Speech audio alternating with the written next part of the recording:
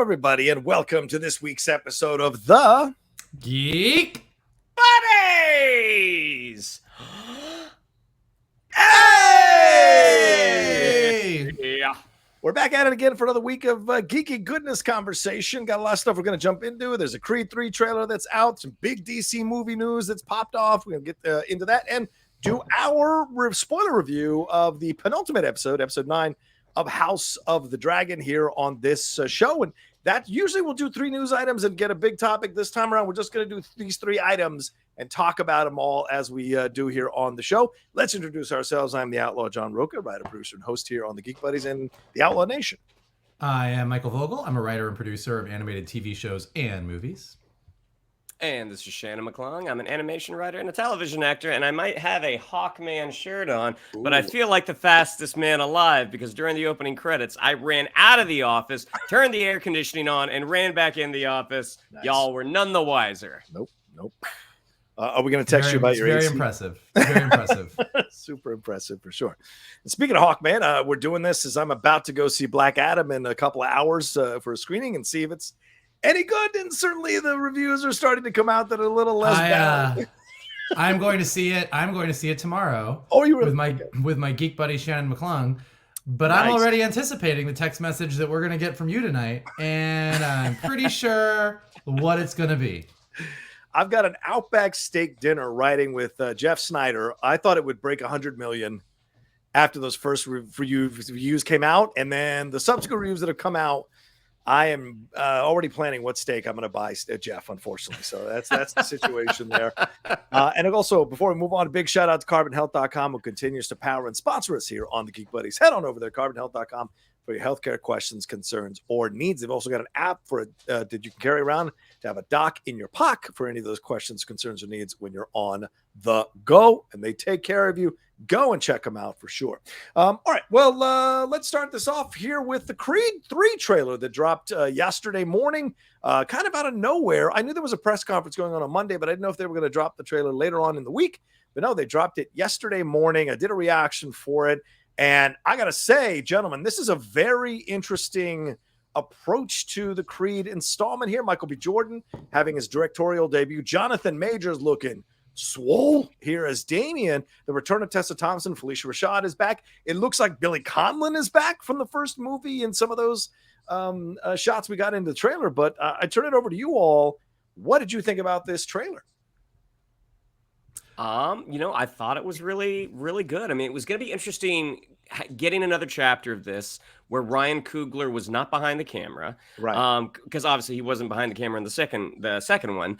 But Ryan Coogler having a story credit, but Michael B. Jordan, his directorial debut, and also Sylvester Stallone is not coming back for this. Right. Like this is Adonis Creed's story. 100%. And, in terms of like coming up with an antagonist for him, I mean, in the first one, it was more him kind of dealing with his, with his past, with the fact that, this is who my father was. I didn't know him.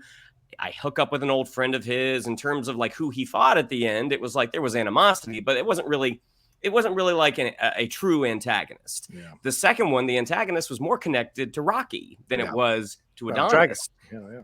And with this one, I mean, this is someone from his past. I mean, it's giving me kind of almost warrior vibes. Jonathan Majors' character, like obviously I know they're not blood, but having these two people who haven't seen each other in so long and having their sort of homecoming play out in a boxing ring. Like, he wants to help his friend out, but ultimately, I mean, it just looks really, really intriguing. And granted, it was a trailer. It was 2.5 minutes. It looks like Michael B. Jordan. This is kind of like when Ben Affleck first started directing. It's like, oh, you might be a good director. So, yeah, I was super on board. And Jonathan Majors, my goodness. that man can lift a weight. That man can lift a weight. He can lift himself. So those pull-ups. Michael, thoughts on this? As Shannon said, no Rocky Balboa coming back. It's over. Much to Frank Stallone's chagrin, if you check his social media, not happy about the situation. But this is what's happening with this. This feels very much like the first installment. What it is, Creed's story and Creed's story alone. We're seeing the characters come back, but we're also hearing the story about someone from his past coming back into his life, and this idea that he owes him. What's it going to cost him? What's he got to pay for that? So there's so much swirling around this film that looks kind of interesting, not just on the boxing side of things, but the emotional story that seems to be laid out in this trailer. Well, I watched the trailer once. And I don't remember anything from the story that happened because I was just looking at the two of them the whole time. So I was in a fog. I couldn't. God damn. So then I had to go back and go, okay, that was a great trailer. I don't know what happened, and I had to go watch it a second time. Yeah. And then the second time I was like, all right, this looks pretty good. I think the Creed movies are great. I think what they've managed to do, I mean, in all of the ways that we have rebooted franchises, continued franchises, we all love Star Wars. We have our issues with Star Wars. We love Star Trek. We have our issues with Star Trek. We have all these things. Creed, like Rocky to Creed, was one of the smoothest handoffs. We were on board with Adonis Creed it was just great. Like Rocky played the role that he was meant to play, and now we're moving on with this story. I think it's great. So much of the first couple movies, kind of as Shannon was talking about, that first movie was it was Adonis Creed dealing with his own shit. And he was really dealing with his, there's a lot of things like the dad issues, everything else he had to work through. And this seems like a really nice way to sort of take the character into a new place where both sides of what he's trying to decide, at least based on the trailer, are in his mind the right thing. Yeah. There is this family and this life that he has built for himself. He's worked through his demons. He feels good about where he is. But then this person from his past comes out and he feels such a responsibility, like he owes this person everything. And then when that person turns out to not be maybe as honorable as he is, his struggle to find that balance and ultimately having to go into the ring against that person. I mean, that sounds like a home run boxing movie to me. It just sounds great. Yeah. And both of them are such A+++ actors that it's I am in. And I am really curious to see, kind of to Shannon's point, if Michael B. Jordan is as good an actor as we all know him to be, and then he's also a kick-ass director, bring it on. Yep. Bring me the Michael B. Jordan movies. I'm ready. I'm ready for the Criterion collection of all the movies he's going to make in the next 20 years. Love it. Gone, baby, gone a second time. That's a fair point for sure. And the other part of this that I think that is really interesting is when you look at how this story seems to be laying out in the movie. For those of us who are massive Rocky fans, there are shades of Rocky 3 here.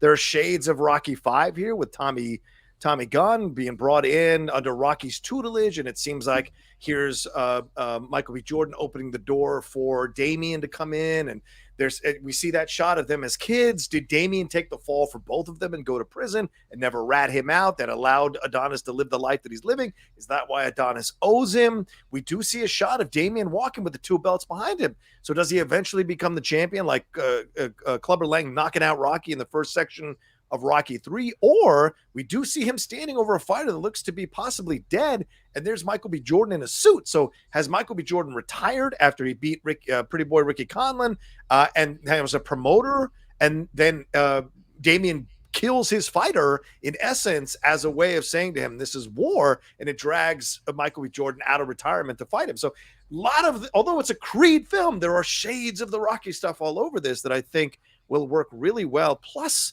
I think the exploration of this being a black story, it was very much an Italian story on Rocky's side of things, still American, but the Italian kind of point of view. This is the black point of view, still American on this story. And I think that's what comes through for me through the trailer that I'm very excited to see.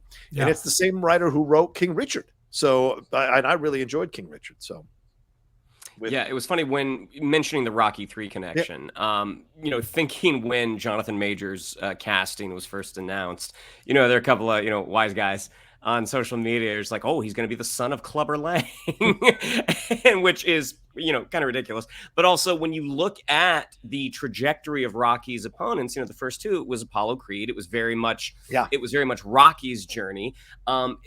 When he fought Clubber Lang, like, that was the first time it was really personal for him, because Clubber Lang, was somewhat responsible for Mickey's death, and the stuff that he said to Adrian. And now, I mean, this is a much more, I would say this is more of a much deeper personal connection when you have someone from your childhood, possibly someone who took the fall for you. So, but watching a personal grudge be settled in the ring is something that I don't really think we've seen with Creed before. I mean, granted, like when he fought Drago's son, he's doing this for his mentor. Right. Whereas this is his history. Yeah, it's a great point, Shannon. And like you said, has warrior vibes to it. Will they come to a peaceful resolution at the end after having fought it out, or will it get, somewhat brutal at the end? We shall see, for sure. All right, well, let's take a quick break and we'll jump into and that's coming out on March 3rd of 2023. That can't get here soon enough. And look, I sense Christmas in the air, so we're not that far away from the end of the year going into 2023. So just putting that out there. All right, we'll be right back to talk DC movie news after this. You got stones, you do. You got stones to make that cute. All right, where are we going? So earlier in the Hollywood Reporter, there was a big article about basically the Wild West that is the DC catalog right now at Warner Brothers. How there's kind of a bunch of updates. They still have not found, their figurehead, their Feige yet. With Michael DeLuca sort of acting in that capacity right now. But you have a bunch of creatives sort of angling for projects that they want to do. Among them, James Gunn, that he is, along with doing Peacemaker Season 2, he is pitching 1 or 2 mystery projects. Like, they haven't said what it is, but the fact that he has had such a good relationship with them between the Suicide Squad and now Peacemaker, but he and Peter Safran are in talks with Warner Brothers for a mystery movie. Also, they haven't said it's Superman, but also since it seems like Henry Cavill is going to be sticking around, no need to get into any spoilers for any other films that might be coming out. Why not? The lead's doing it. The lead's going all over Hollywood spoiling it. We're all right, cool. Grumpy old man Vogel came out for a second there. Well, if Charlie's doing it. But that DC producer extraordinaire Charles Roven is actively seeking a screenwriter for a Man of Steel 2 with the intent for Henry Cavill to come back and star. And also over in the Matt Reeves corner, that he is actively developing a sequel to the Batman. He has the Colin Farrell Penguin series that is going to start shooting next year, I believe.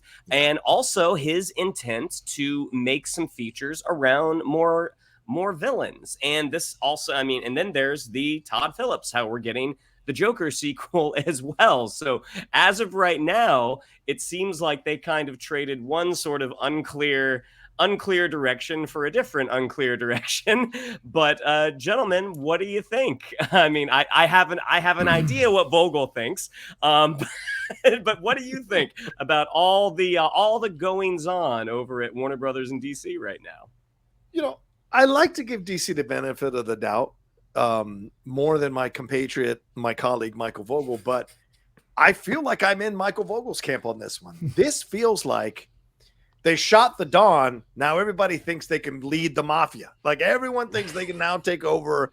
This is what it feels like, what they call a power vacuum. And this is what it feels like here. Although Zaslav is out here canceling everything that has a person of color leading it, and other things as well. At the end of the day, it's like, who is going to step into this void? And the fact that The Rock can go around Walter Hamada, that tells you what kind of a lame duck he thought Walter Hamada was to go around him to pitch this Superman cameo. But what does it really mean? There's no concrete plan or vision. And the fact you got The Rock saying he wants to be an advisor to the DC situation going forward. I love The Rock. Don't get me wrong. You guys know I love The Rock.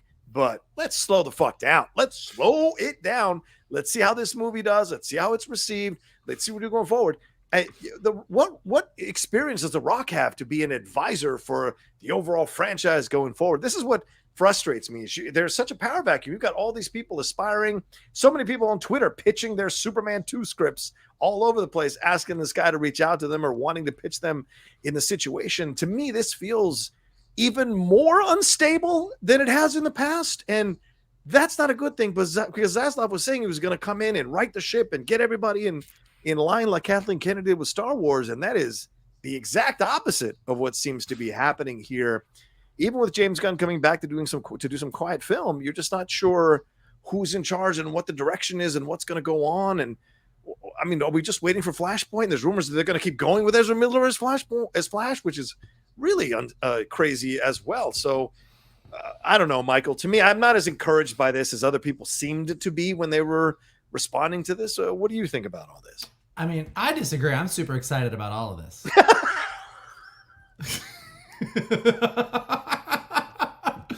I like instability. I love it. Throw some shit at the wall. See what happens. It'll be great. Yeah, we've talked about this a bunch, and nothing in this article changed my mind. But it is like I was thinking about it because, like, look, obviously anyone who listens to the show, no big surprise, I'm a big fan of the MCU and everything that Kevin Feige does. Yeah. And I was literally sitting here and just going like, all right, let's just like give DC. All right, you're trying to get Henry Cavill back. You know that's a thing. Yeah. Superman's important. But yeah, it's just like there's so many moving pieces. The only I don't want to say I'm gonna defend them, and I don't think Zaslav's doing a good job, but they are, at least right now, you can feel them trying to right the ship. Like, okay. I don't think that anybody at DC is unaware of the problems. They just have to open up Twitter and see what everybody says. Like, so they get it. I don't think that they are living in like a bubble that they're like, everybody loves what we do. They're like, we've got to fix this. They know it. So look, Ezra Miller's Ezra Millerness aside, from everything that everyone's hearing, and the reason that they're trying so hard to get Ezra to get their shit together is because, by all intents and purposes, Flashpoint's a great movie. Flashpoint's great. I think so. Apparently Flashpoint is great, and whether they continue with Ezra or recast or figure something else, they feel like they've got a winner there that really has helped. Like, this is maybe going to anchor things. Yeah. And then they know they need to get Superman back. Now, whether The Rock convinced them of that, or Zaslav was like, I want Henry Cavill, or whatever it is, somebody has now convinced them that they got to get Henry Cavill back in there. And look, even though he's not necessarily my favorite Superman, we talked about it a few weeks ago, maybe Cavill with Snyder was not the right combo for me, and Cavill with some other director of Superman might be great. So they're getting him back. They've got at least two Batmen right now, maybe three when you count Matt Reeves' movies, even though they don't connect. They've got a Wonder Woman 3 script maybe coming out soon. So, I mean, they're trying. The Aquaman is fine. So, you've got everything in there. And so you can see them trying to sort of move the pieces together. But even with the players that are running around here, I mean, look, The Rock really wants to do this Black Adam versus Superman movie, which sounds fine, except that if that comes out before a Superman 2, you're into a Batman versus Superman problem again, which is Superman becomes the second hitter in it. Like The Rock is going to be the lead of a Black Adam movie. Yeah. You know what I mean? So it's like he's going to be the overpowering force. So Superman is just there to like fight him for a little bit and then convince him to be better. Like, I don't know. Like, it's like that's not really like putting Superman to the forefront. I love James Gunn, but tonally is what he is doing connected to everything else. Then you got the Todd Phillips Joker, Lady Gaga musical movie. And then whatever Matt Reeves is doing, which I love the Batman. I think it's all great. Like, I think that if he builds an entire universe and starts giving us a Robin, and maybe he does a Batgirl, and then you've got Clayface, and you got the Riddler, and you got whatever else you like. Great, like let him build all that out. I'm sure it's going to be amazing, but none of this feels like the big event. Like, we will be excited about the things that we're excited about. Like, I am sure that when that trailer for that Todd Phillips Joker Harley Quinn musical comes out, we're all going to be sitting here talking about it. And I'm going to be like, guys, I got to tell you, I'm fucking excited. I love Harley Quinn. I love Lady Gaga. I love musicals. So we'll be excited about the individual things, but they need they need a massive shift. They need a crisis on Infinite, Warner Brothers, like whatever you want to call it. They need someone to come in with the biggest idea in the world that just leapfrogs them into where Marvel and Star Wars and some of the other big heavy hitters play. Well, and speaking to the Flash, would the cover be David Zaslav in a Superman outfit holding Batgirl instead of holding Supergirl? I think I swear to God, I want somebody to draw that right now.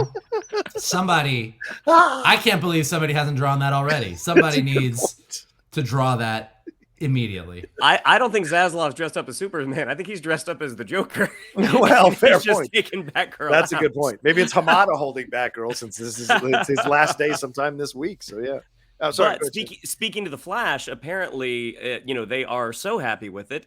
A script for a sequel is already written by Aquaman writer David Leslie Johnson McGoldrick, and they're sort of just waiting for that movie to come out to be like, all right, are we moving ahead with this? I mean, DC has a busy year next year. I mean, they've got the Shazam sequel in March, they've got Flash in June, they've got Aquaman in December.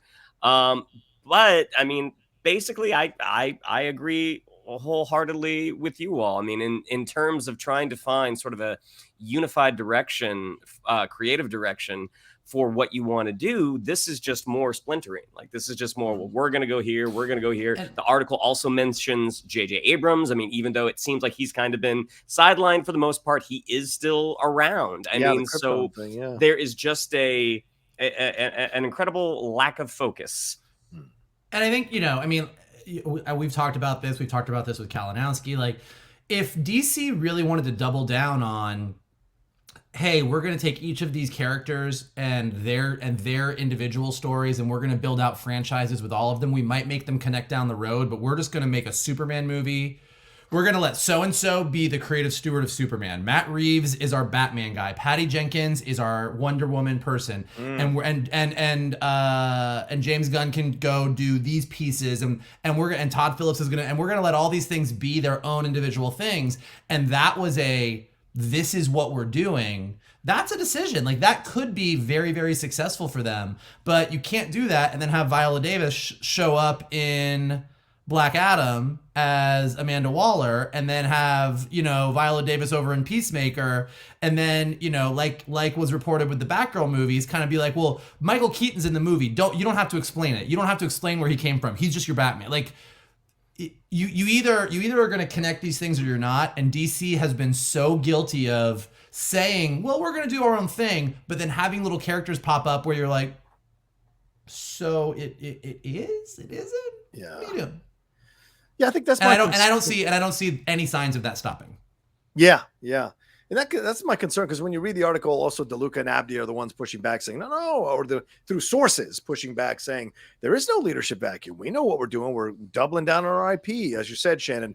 Aquaman, Superman, Flash. We're moving forward. We want more things in production, and that's fine. But you've got no clear vision. You've got no vision going on, and what you're doing is placating the masses to have them enjoy bang bang blow up films instead of actual emotional stories that you're telling. That's what keeps people coming back to enjoy these comic book movies. And I think that's the thing that kind of bothers me here with Marvel. All that stuff is great, but it's the emotional stories of these characters, regardless of what Scorsese or Coppola or any of the crotchety people say. There's real stories being told, emotional stories being told with these characters that we're connecting to, and we're following through these movies.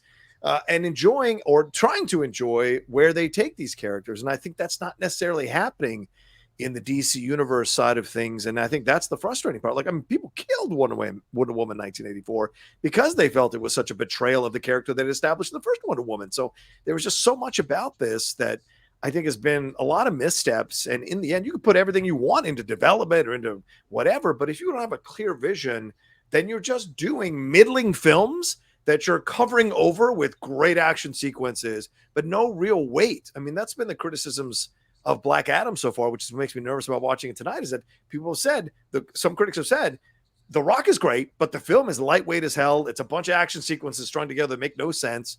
And that scares me. So that's not where I think DC needs to be going, because the one thing about DC and Marvel too, of course, these characters have really deep emotional stories to tell. and trauma and overcoming obstacles to achieve what they need to achieve in life, that I think is being wasted here, that we're not exploring enough going forward in these films, and we need to. And I think that's where my concern is when it sounds like there's just this kind of Wild Wild West thing going on over there.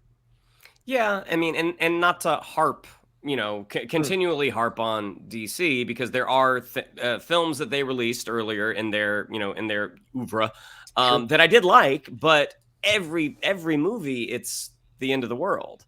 And when the stakes are so high, the personal stakes can kind of take a back seat. And that's what has made a lot of the earlier Marvel films really interesting.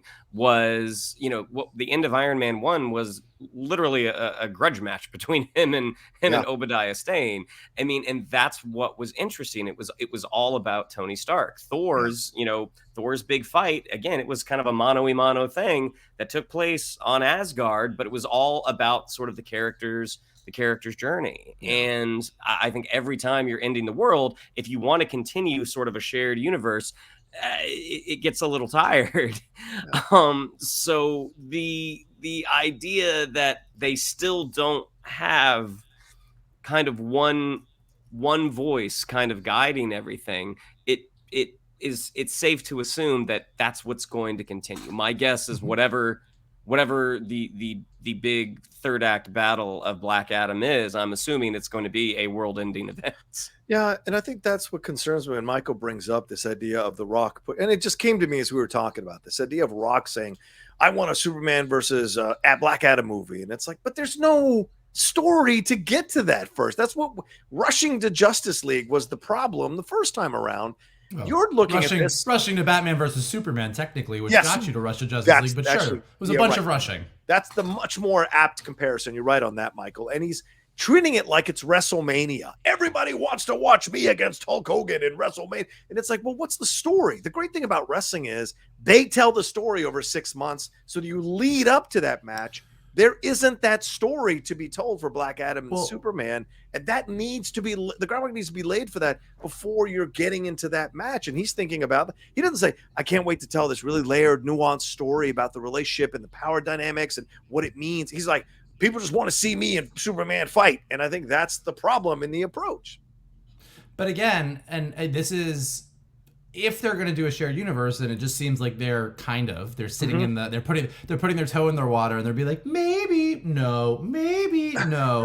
But like the thing, and again, just using Marvel as the example, what Marvel does so great, in addition to what Shannon says, which is an excellent point, is because they're all personal stories and not every hero is saving the universe every single movie, you can have an Ant-Man movie or even like a Spider-Man movie, like the first, Spider-Man Homecoming, like he's just fighting the Vulture. Yeah. He's dealing with some real shit that he's dealing with on his own. But like, when you do a big event that affects every movie in the universe, which you can't do unless you have somebody that's like, hey guys, here's the big universe. Like the blip in Infinity War and Endgame, that has reaped so much reward for them into Phase 4.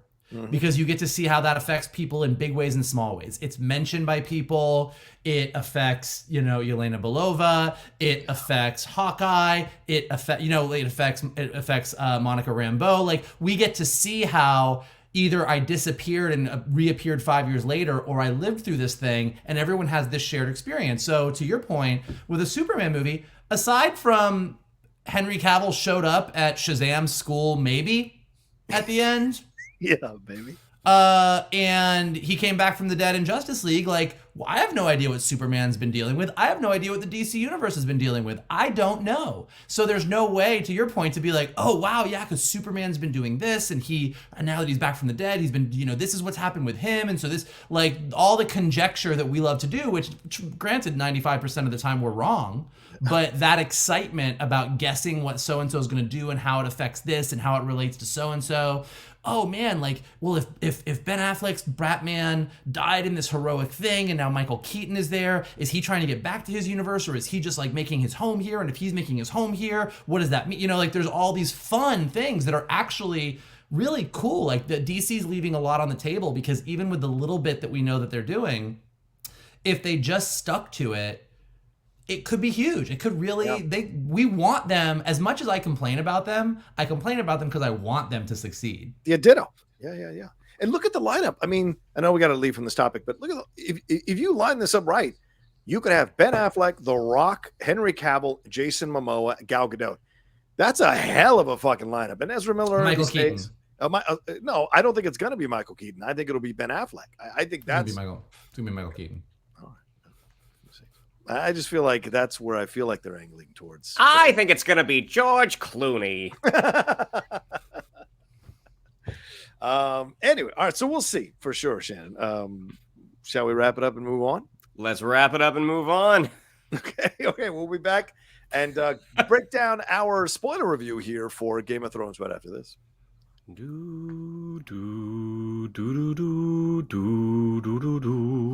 Peter Dinklage.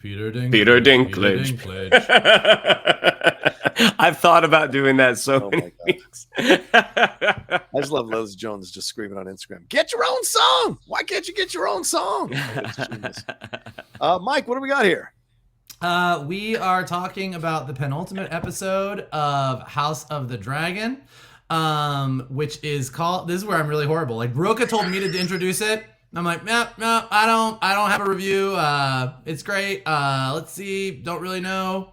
What is this episode called? All right, The it's called Green the Green Council. You want me to The Green Council, aka Michael and Shannon were right about Alicent, and Rocha is wrong. That's the name of this episode. Well, you know what? Not all the way wrong, but sure. She still wanted his boy on the throne and fooled herself that Viserys was saying what he said. It certainly was convenient for her to believe that. So. Oh, I don't think she fooled herself at fooling all. herself. I think she's pretty clear what she believes. No, it was this was basically the High Towers have taken over the building episode, and they really, really, really nailed it. There's no Rhaenyra in this episode, no Daemon in this episode. This episode takes place entirely in King's Landing after the events of the last week, where Viserys passed away right after telling Alicent, thinking that she was Rhaenyra, that the prophecy of Aegon was important, and Alicent misunderstood. But this episode fucking brought the heat. Not only literally brought the heat in the last couple minutes of the episode, but really put Alicent at odds with Otto Hightower. Put Alicent at odds with Otto Hightower, kind of set the stage for how this all goes down. And I think arguably, I think one of our bigger, not big critiques because we liked it, but one of the critiques of last week's episode is that this entire civil war was going to get sprung by a misunderstanding of a dying man's deathbed entreaty. And I think they did a great job of this episode of kind of like building it up and like just watching how everything went down in the hours after Viserys' death. Absolutely fascinating. We got a lot more information about some people's kinks in King's Landing and what turned them on. And Rhaenys really got her time to shine this week. So a lot of really good things to talk about. As I have already established, I am no John Rocha, and I am horrible at going through. So I am not going to sit here and go through this scene by scene and tell you what happened, because it would be embarrassing for all of us. Listen, we not have an hour to do that. So, but yes. But gentlemen, overall thoughts about this week's episode? I loved it. Go ahead, Shannon. Go ahead. No. Go for it, Johnny. Go for it. No. I talked already. Go ahead. It was fantastic. I mean, the whole thing, it was almost like a 70s political thriller. I mean, the whole thing was a chase. It is like, who can get to Aegon first?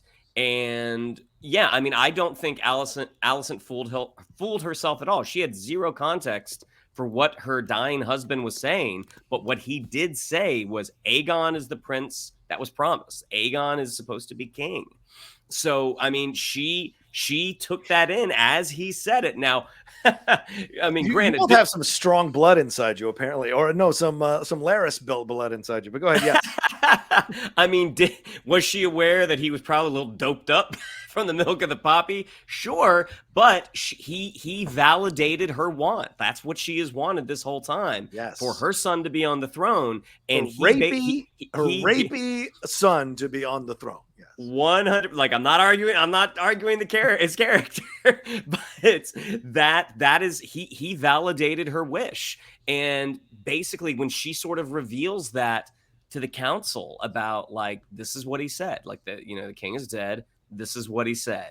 And I wasn't sure of the one council member, the one lord who's like, oh no, wait, that was a Lannister, wasn't it? The guy who started the whole thing off. Yeah, saying, we're gonna put things like in motion. Yeah, this couldn't have waited an hour. Basically, him saying, oh, so we can go ahead and enact these plans that we've been working on. And you see, that was news to Alicent, because she was not privy to any of that. You get, what is it, Lord Beesbury? I always want to call him. I always want to call him Lord Beeswax, but Lord Beesbury, who is starting to lose his mental faculties. This wakes him right up, and he's like, absolutely not. This is not going to happen. Like, this is treason. And again, this is the downward spiral of the character of Sir Criston Cole, who we all liked in the first episode. But him, I mean, that dude's got to be strong. The fact that he was able to put the guy down and give him such a knock on the head that it killed him. You see the moment between him and Sir Harold. Again, I'm pretty sure after 20 years, Sir Harold would not look as good as he does. But Criston Cole either, for God's sakes.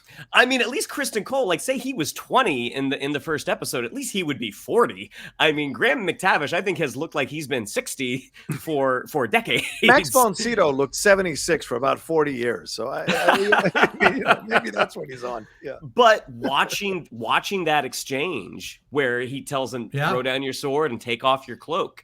And basically, the queen says, no, he's my protector. He doesn't have to do that. Sheathe your sword, but you don't have to take off anything. And that moment where Graham McTavish, who, again, I think has been, for me as a fan of his, I'm like, oh, he has been criminally underused. I think they're using him.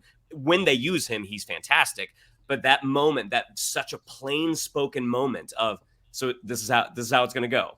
This is how it's going. Not just you've cut my legs out from under my command, but this is how the kingdom is going to go. Like his whole proclamation of like, I'm the captain of the King's Guard. I take orders from the king. There's no king right now. And to see him take that white cloak off, I mean, it was just so awesome. And then watching, like, it was interesting when the twins popped up, the Cargill twins. I think Arik and Eric. Eric. Fuck you, Westeros. You've already given us like 35 Aegons. We have Daemon. We have Aemond. We have all of these names. We have Rhaenyra. We have Rhaenys. And then they're like, you know what? It's Eric and Arik. And I'm like, fuck you. I can't keep any of this straight. And if you are not watching this show with subtitles on, you are massively you're in some trouble. You're in some trouble. There are two sets of twins on this show, for God's sake. Luckily, I was just like, okay, they're spelled different. They're clearly identical twins. But watching the pursuit, them trying to get to Aegon, Cole and Aemon trying to get to Aegon, you see that the twins are much better suited to this. Like, Aemon's has some ideas, but he doesn't know all of his brother's secrets. Like, these two guys, they know, or at least one of them knows the secrets. So, seeing them both arrive and pulling him out from under that little hiding spot under that giant table, watching one, Aemon really wants that throne, probably would be a better king. But watching that fight happen, that duel, and then when Criston Cole is just like, hey, where's your brother? He's not here. He basically left his brother because one is basically going to pledge to Aegon, and the other one's going to pledge to Rhaenyra. Yeah. So the way everything was constructed was just so satisfying. No, sorry, go ahead. Oh yeah. Listen, this was basically they don't say two-hander films. This is a two-hander storyline. There's just this idea of how Otto wants to do things and how Alicent wants to do things. They want to end up in the same place, which is Aegon King. It's just that Otto wants to do it in a much more brutal fashion. And you could argue correct fashion for what he wants to do. What he wants to do. Right. You can certainly see the reasoning of what he thinks. And you could argue even him trying to avoid a civil war would save a lot of lives. So you can argue that he might be right. The thing is, we've grown attached to Rhaenyra and Daemon and their dragons and their side of things. So it bothers us when we watch it, but he's not 100% wrong. Right. Alicent wants to fool herself that her way is more noble, even though she locks Rhaenys in the castle, she does these other things. She doesn't mind that she's going to put a rapey kid on the throne. She does all these. She's okay with Larys pleasuring himself to her feet as long as she gets this information from Larys. I don't think she's okay with it. Fine. She's letting it out. Also, like, let's not kink shame. There's a lot of people listening to this that actually are into the feet thing. Like, it's cool. Like, let's not throw that next to my rapey son and I'm gonna murder people and this dude's into feet. Like, that part's okay. It's weird. It's weird, but it's okay. The angle I'm coming from is the creators have made that decision because they've attached that kink to someone who is not a good person. So I'm saying they're making that. I guess that's the perspective I was coming through. You can like feet all you want. Do whatever you want to be. I had no judgment on that. We don't kink shame. We don't kink shame here at the Geek Buddies. Kink shame here. Whatever you like. Not here. Yeah, whatever you like. So anyway, going forward, all of this happening. But yeah, Aegon doesn't want to be king. His own mother, he's saying to his mother, I don't want this. My dad never loved me. He never preferred me. He even laughs at her when she says, your father wanted you to be king. He's like, get the fuck out of here. Everybody knows she's lying to herself, and she is lying to herself because I think at the end of the day, she wants this all to be worth something. All the shit she's put up with, all the shit she's gone through, all the stuff, it was to finally put her blood on the throne, which was the goal from when Otto forced her into that position. By the way, that back and forth with her and Otto is fantastic. And I hope that leads to a real big confrontation between them down the road. I'm really surprised she let him stay Hand of the King. I thought she was going to make herself Hand of the King or get Aemon to be Hand of the King. No, in fact, she's the foot of the king. She's not quite there yet to go after him, but I think there is a moment coming where she either kills him or lets him be killed and doesn't stop it from happening. But this was fantastic. So well written. The way it went, it was even unsettling seeing those kids fighting, hearing that some of those kids are Aegon's kids is really even more unsettling. But at the end of the day, this is the things that you do to convince yourself that you're right and that the way you're doing it is better or more noble. But in the end, you're putting a person who doesn't want to be king, a person who has terrible personal habits in terms of what he does around the kingdom, and a guy who's been raping probably a bunch of women for a long time just so you can retain some power on the throne. And Rhaenys coming through the floor, which kind of could be literal because Helena said when she's knitting that there's a beast beneath the boards. This could be the literal interpretation of it. Her coming in after Alicent has tried to apply the feminism card, and she calls her out and says, woman, you think you're doing something? You're just building a window in your prison. You don't really fucking know what's actually happening here. Listen to what I'm telling you. That means something for her not to use the fire and kill everybody on the throne. She having her son just die in her mind from being burnt in a fire. I think the last thing she wanted to do is take away a mother's children from her through fire as well, and flies off to tell Rhaenyra the situation. So the whole episode was so well constructed and so well acted, and there were some really interesting scenes between these characters that I think gave even more life to the show. And with the Rhaenys thing, sorry, real quick. Yeah. The struggle on her face, the idea that I can finish this right here, right now. That was great. Didn't say a word. Yep. Yeah. But knowing that, like, am I really going to, like, I'm watching this mother defend her child, this thing that I was not able to do. I wasn't in a position to do. Like, it was just so, Alice Eve again, or is Alice Eve? No, it's Eve Best. Eve Best, yes. Eve Best. Alice Eve. Different performer. But just her performance. Another one of those performers who can say 1,000 words with a look. Yeah. Mm-hmm. Yeah. No, I mean, what I think is interesting, look, I don't think that John is wrong that Alicent... That's not how you started this review. That's for sure. I don't think you're wrong in that, look, Alicent wants to put her child on the throne, and her child has at least some kind of valid claim. But I think that Alicent is more interesting because, like, she actually, like, this whole idea that we've sort of been batting around each week as we sort of go back and forth at, like, how devious is she? How much is she just, like, trying to grab onto power? Like, if you look at the arc of where she's been over the past few episodes, like, at the end of dinner last week, she told Rhaenyra that she would be a great queen. And Yeah. as we all talked about, that was a genuine moment. In that moment, as they were making peace, and Rhaenyra, at that moment in time, was the one that Viserys had chosen to be his heir. And I think the reason that that was put in that by the creative team of the show is to show that Alicent was good. Like, we were on a good path towards this isn't going to go down until she had that conversation with Viserys. And I think to go, oh, she kind of knew he was on drugs, but she's going to grab onto that as her excuse, is less interesting than she actually really thinks on his deathbed he changed his mind and he was like, it's important to me that Aegon is king. And then it's also interesting that she ahead. never tells, she still hasn't told Rhaenyra her father is dead and sped the whole process along to put Aegon on the throne. So whatever good that she did at the end of the last episode, it is ruined by the fact that she pursued her own selfish desires. There's no, like, I'm not, right. No one's saying that Alicent is, you know, Kal-El of Krypton. Like, she's not Steve Rogers. No, like, I'm not saying that she's like this honorable, perfect person. Also,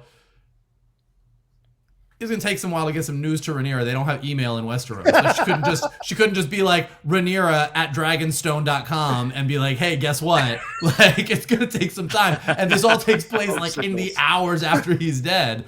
But I think also what's interesting is, and like you guys were talking about, the fact that they made this choice that like she was not part of any plans of a coup. Like, she, until Viserys said, Aegon, Aegon should be king, and she thinks that, she came in and she thought she was gonna be like, guys, we have to shift gears. And everyone else in the room was like, okay, well, this is great because we've already planned all these things, and she's not thrilled about it. Yeah. And then I think the most interesting thing, and like you were talking about that confrontation with her and Otto, and you know, you guys were both saying that Otto is the one who's more correct or smarter, and that killing everybody is the more tactical thing to do, or you're going to spare lives.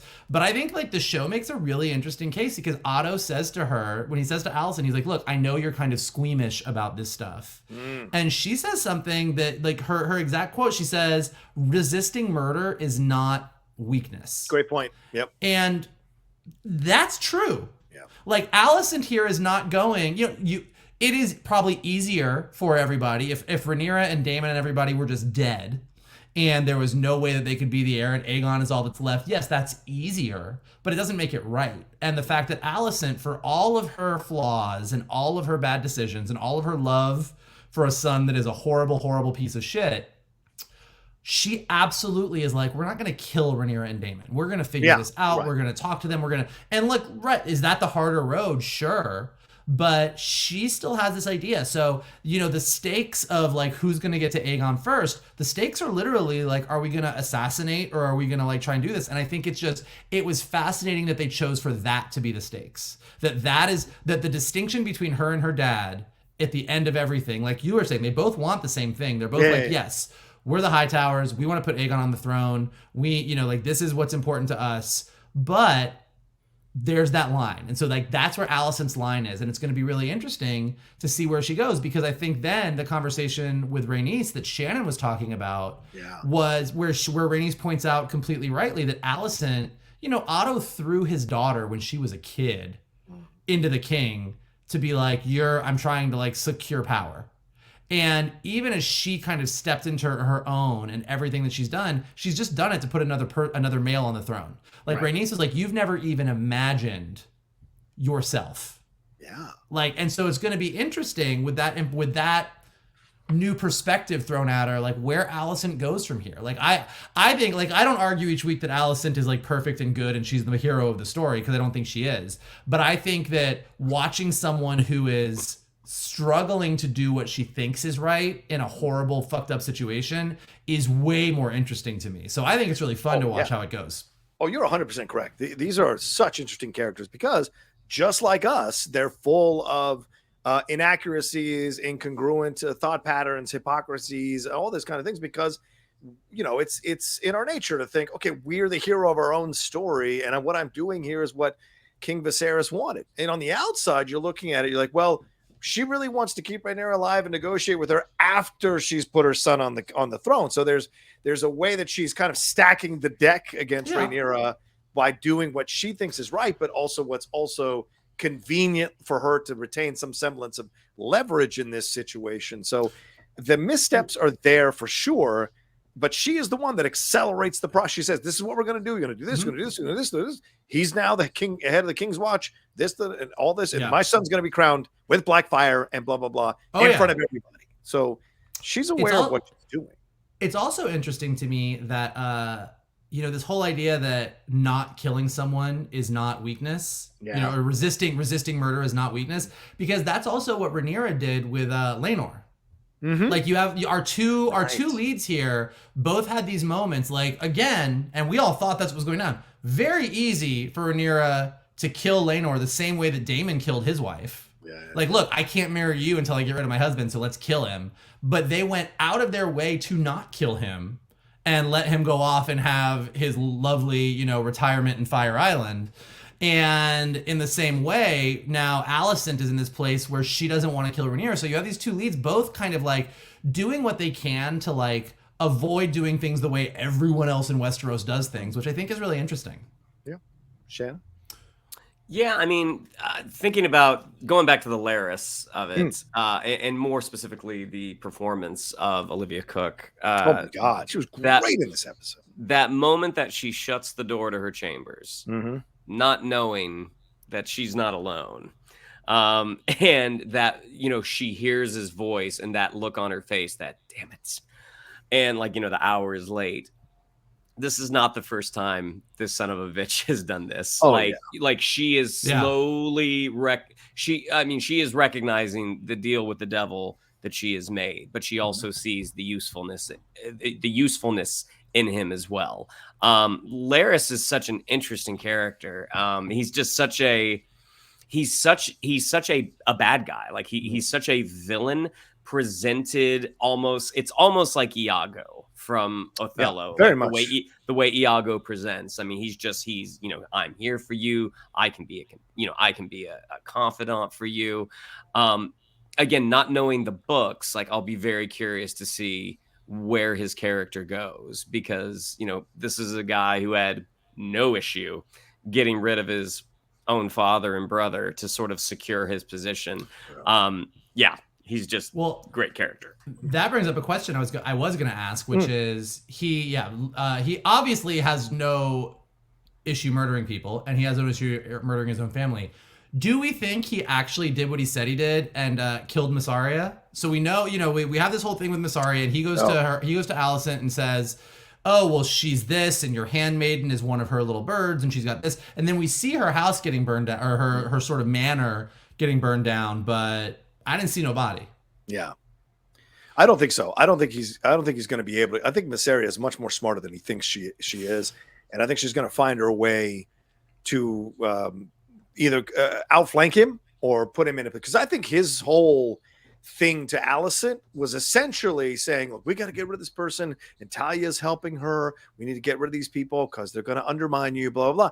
But in fact, it's he who wants to take over that whole network of spies to increase his influence and his power in King's Landing, because he can't sit on the throne. He doesn't have access to that. He's not going to have a throne. So another way to get power is to be having all these spies around who are going to tell you things, so you can leverage that power for the things you want. Like Massaria did in that meeting with Otto, saying, I want to get rid of the fight pits for these children. I want you to treat them better. And of course, he's going to form a subcommittee to explore that situation, which will take years before anything happens. I was like, for as smart as she is and how much she's held on, it was kind of like, you have this one piece of leverage, and you're like, can you please look into this? Okay, here's the only piece of leverage I have. And I'm like, was that your best move? I think I don't know. I think she's going to get the best of him in the end. But I don't know what happens to him in the books, but I think she's going to get the best of him in the end. See, the moment that I saw the house on fire, like I know what Larys said, but I connected that fire to Otto. That when he said, "I will remember," like for me, that was Otto who did that. But that's what I took from it. And at this point, like I just sort of presume she's gone. I mean, even though like we didn't see the attack, like we didn't see what happened. I kind of think she might be gone.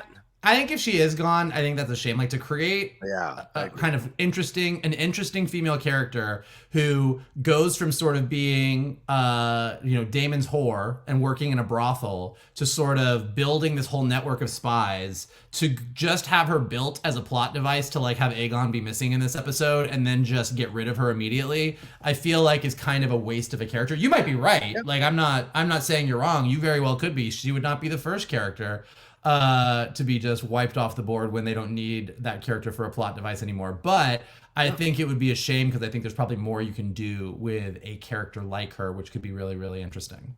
It's almost like giving U.S. agent a wife and never really checking back in with her. Yeah, I agree with you. It's a waste. It's not quite the same. I mean, it's a little bit different. But no, you're right, because there was different. There was a lot of backlash. No, I'm just joking. But there was a lot of backlash to, and I can't remember her name right now, the character that was Peter Dinklage's love from the whorehouse there, that they kind of really screwed her over in the writing in that character, and so they didn't want to repeat that. So that's why I don't think she's dead. I don't think they would make that mistake very obviously again with someone like that, and I think they're going to find a way to kind of weave her back into this situation. I don't know if she shows up the next episode, but in the finale, but I think considering they want to go 5 more seasons, I think she will show back up next season. 5 more seasons, which for season 2 we will not see until 2024. We're back to the Game of Thrones thing where everybody's just fucking waiting for a year and a half or something to happen. Michael, anything else we should hit on that we didn't hit on in this episode that we haven't talked about? I mean, we did touch on it, but like, let's just talk about the absolute majesty of Rhaenys coming in on that dragon. Dude, coming up. I mean, coming up. Like I kind of, like when did you know what was going to happen? Were you totally blindsided? Did you see where she was looking? Like totally blindsided? I thought it was the terrorists blowing the stuff up there. And I was like, how the fuck did they do this? Is this part of Damon's people? Blah, blah, blah. But when the smoke cleared and it was her on the dragon, which came with Melissa, I was like, oh, shit. And when she snuck out, I thought she was going to sneak down to a boat. Didn't even occur to me that she would have gotten to a dragon because they were obviously there above the dragon pit. So I was like, God damn, what genius to ever come through the fucking floorboards. No idea as well. I was just kind of like, oh, okay, this is how they're gonna go to black with Aegon pumping his sword in the air. Yeah. You get this glimpse, you see this look in his eye, this glimmer of like, oh, maybe this is what he needed to suddenly become the king he needs to be. And so like, boom, you had him for about 5 seconds. Yeah. And it is, look, thematically again, if you watch the behind the scenes footage at the end of the episode, they talk about the fact that they were already kind of aware of the fact that people might not love that decision. They would have they wanted Rhaenys to come in and just Dracarys the fuck out of everybody up on that stage, which would have been a bold move. Would have been there no civil war then, but it ends thematically. They sold this show. They sold this show at the very beginning of like, it's Westeros, but we're really going to tell like a woman's story.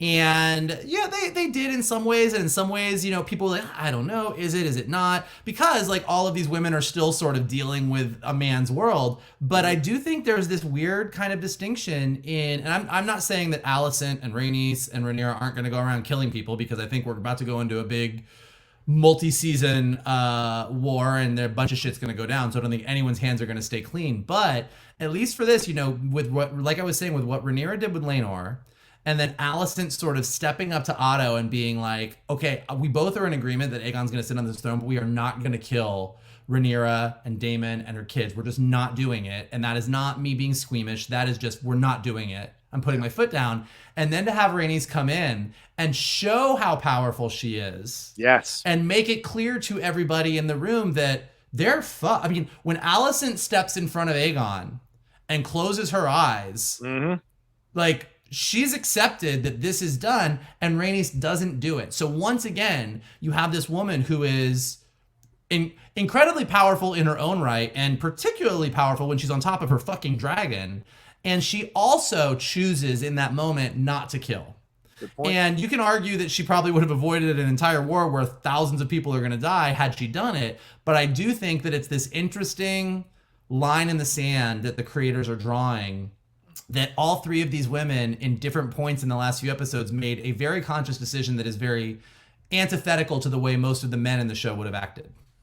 That's a fair point. Shannon, anything we missed that you want to talk about?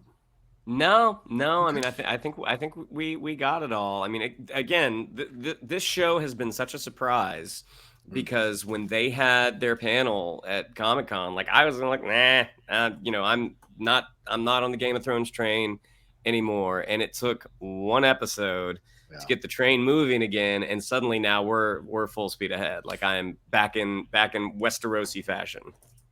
What do you guys think, really quickly, about the Aegon-Aemond relationship? That's what I was just going to bring up, that I think we haven't talked about that enough just yet before we wrap up. Definitely that relationship is going to take some interesting twists and turns, I imagine. And Aemon saying straight up, look, I study the stuff. I know it's the second child. It's Jan from the Brady Bunch. It's the second child syndrome. Like I'm doing all these things. Why does he get to be king? Simply because he was born first? That's some bullshit. I need to be getting, I've been doing all these things. And so I think that jealousy, especially because they had that back and forth when he grabbed him, when they finally caught him, and he's like, I don't want to be, because you don't get no argument from me. You certainly don't deserve to be king. And his conversations with Kristen Cole really betray this belief of his that he is destined to sit on that throne and wants to use that throne to carry out what he thinks should be happening in King's Landing. So we'll see how long Aegon sits on that throne, and if Daemon is the one that takes him out. I don't know. Yeah, I mean, I was a little perplexed when they did that last time jump of why they made Aegon so noticeably smaller than Aemond's. And now looking at it, it's just like, oh, this is just one more thing on the pile of this should be the king, this tall, strapping warrior who rides the biggest dragon of the world. This is the guy who should be in charge, not this little shrimp who, is a terrible, terrible person. Yeah, I mean, this is one of the joys of not having any much context with the source material, is because I don't know how this war ends. Like, I know a Targaryen's gonna win, but outside of that, I mean, who knows? Like, I kind of feel like Daemon takes out Aemon. That's my guess, but I don't know. I feel like Rhaenyra wins, but I could be wrong. Mike, what's your thoughts on the Aemon-Aegon thing? I find it, I find it fascinating. I don't know where it goes. I don't know what happens, but because I don't know these books that well at all. But I mean, I think that the fact that you have, the Hightower, Team Hightower versus Team Targaryen over here. But you have Aegon as the guy on the throne, and Aemond just is sitting there in the wings, like seething and wanting it so badly. It just creates all this weird tension. Like, it's, we're obviously building to this big battle, this big war between the two factions and who should sit on the throne. But on each side, there's going to be so much internal struggle and strife, as we've been talking about with Alicent and Otto at odds on what to do, Aegon and Aemond at odds with each other because Aegon is such a shitty king. And so, I don't know if next week we're getting, like, for the finale, sort of the same in reverse. Like, Rhaenys sort of lands and says, here's what's up. And we see Team Dragonstone kind of going, here's what's going to happen. And so we've gotten this episode with everyone in King's Landing. We're going to get that episode there and just gear up so that when we hit, season 2 in 35 years, we'll be able to, like, pick it up where we left off. But it's going to be really interesting to see, because as much as this episode showed us all of the internal disagreement on one side, I'm really curious to see what the other side of that coin is next week. Yeah, Daemon and Rhaenyra, no wallflowers either one. So who will be leading the overall charge here in this retaliation to what the Greens did? For sure, that's going to be interesting to see. I agree with you. It's going to be fun to see the internal, and what role will Rhaenys play in all of this now that they've made an enemy of her? Well, it's a lot. It's a lot. It's a lot. I mean, as soon as Alicent started taking off the stockings, I was like, "What is? Oh no!" In my mind, I'm like, "Oh my god!" It really was, and I will say that she turned those feet. I'm like, "Oh no!" It was, it was one of those things where, here's what I'll say about what made the moment so creepy. Because, like, look, I've had people ask to see pictures of my feet. It's like we've all lived in this world a long time. People are into weird shit. and that's fine. Oh, But it was the unwillingness of Allison that made it so creepy and gross. She did it, but it was just her face, the way that she was so disgusted by what she was doing herself. Like, she was so uncomfortable, and it did not look like a fun consensual moment between two consenting adults. It was a creepy moment because Laris is so creepy about it, and I was like, oh, this is a lot. But there's it's a great point you make, Michael, because I mean, obviously, and we need to be fair here. I mean, Allison is living in a patriarchal world and King's Landing, trying to make it work from her angles, right? Rhaenyra can be the one having kids out of wedlock because daddy's the king. I can do whatever the fuck I want. Allison's life is much more precarious. Her decisions carry much more weight that are immediately, the consequences are immediate for her. So she has to play these things correctly. And this idea with Laris, she still needs him. She still needs to use him. So she will swallow her pride like she probably did every time she slept with Viserys. This is one of many things that she's done that are unsavory, and may explain why she wants it all to be worth it to end up with her blood on the throne. And so you get it. You kind of can understand it. She's got to use what she's got. I mean, she's as much as she is clearly disgusted by Laris, just across the board, like to Shannon's point, like just her face when he was in her room and just waiting for the whole thing. He is a useful tool for her. He is part of what she's got to try and maneuver in whatever way she can. So it's that relationship too is just, to see where that goes is going to be really something. When Laris sat down, I fully expected him to kind of pat the seat next to him. So when that didn't happen, I was like, oh, that's nice. And then when she put her feet up, I'm like, wow, this is oddly comfortable. Oh no, what's he doing? Somebody else did the same thing. They were like, I thought that she was just putting her feet up to rest to show that she her feet were tired. As soon as she put her feet up like that, I was like, okay. So that's what he's into. Okay, cool. You were like Mikey Day from SNL. Oh no! What are you doing? No. All right. Well, there you go. That's our spoiler review for episode 9 for House of the Dragon. Of course, that finale is happening next week. I wonder if I can talk these boys into a live finale review, maybe on Monday after the show. We'll see if we can schedule something, but we will definitely do a finale. Spoiler review that is full on just a review of that episode for sure, because it looks like a lot of shit's going to go down. Those dragons are all over that trailer, so we're going to see probably some dragons dying, which is we'll have some Negronis. Well, it'll be great. All of that. We'll put our feet Negroni, up on the table, so to speak. Spagliato with prosecco. Yeah. It'll be great. It'll be perfect. So Shannon, what do we have to tell them? Yeah, if you'd like to follow us on social media, on Twitter, it's @geek_buddies, on Instagram at @the_geek_buddies. If you'd like to follow me on social media, on Twitter, it's @Shannon_McClung, on Instagram at Shannon the Geek Buddy. If you would like to follow Mr. Vogel and talk about Negronis, it's @MKToon. If you would like to follow Mr. Rocha, probably not talk about Negronis, it is @The Rocha Says. We can talk about your feet, though, that's for sure. What do we have to tell them? Whoa. Okay. Well, if you like talking about Negronis and foot fetishes, we are clearly the show for you. But here's what you can do to let us keep doing that. Hit that like button below. Subscribe to Johnny's Outlaw Nation page. Leave your comments below. Let us know what you thought of the Creed 3 trailer. Let us know what you think about DC, and let us know what you thought of the House of the Dragon penultimate episode. If you are listening to us on a podcast in any form, go ahead and leave us some stars, leave us some comments, help us go up in the rankings so more people can find us.